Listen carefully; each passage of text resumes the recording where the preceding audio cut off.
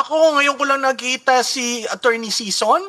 Ah, ako'y humahanga at napakaganda ng kanyang opening statement. Sa political communication, napakaklarado kasi binanggit niya yung burden of proof, yung principle ng burden of proof, na yan ay bumabalot sa constitutional rights ng bawat accused, no? Ginamit niya rin yung word na never forget, no? So yung never forget sa ating kasaysayan, maraming kahulugan yan. And I was so interested that it was framed like that. Maganda ang kanyang opening statement kasi sinagot na niya yung kabuuan. It was like a summary, no, ng mga charges. So at kaya ako nagustuhan rin nagtagalog. Alam mo, mahalaga na ma-reach out natin, no? Katulad ng sinasabi ng maging guest ninyo, no? This is legal, constitutional, but also political.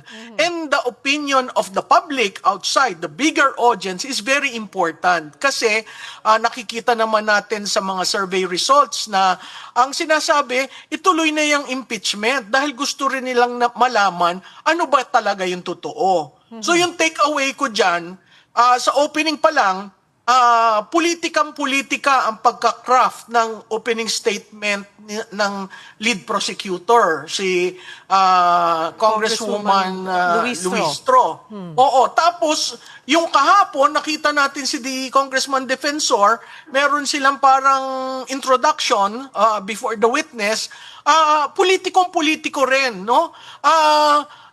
Versus a clinical, legal, and remaining on yung burden of proof. Ano ba ang proof nyo? Ano ba ang evidence nyo? So parati kong sinasabi dun sa mga nakikinig, makinig po tayo, mahirap intindihin kasi may mga technical matters katulad nitong itong witness nila na sa tingin ko naman ay hindi expert diyan sa pagdating ng digital forensic.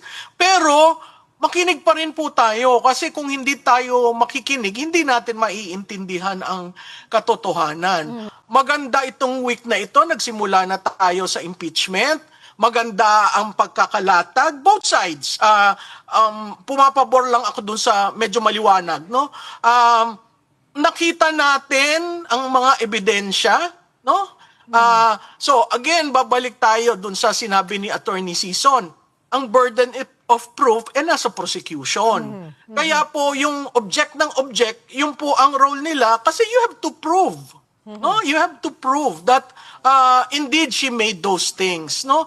At pag hindi yan na preba at ang maghuhusga kung yung burden of proof na achieve ay ang senator judges.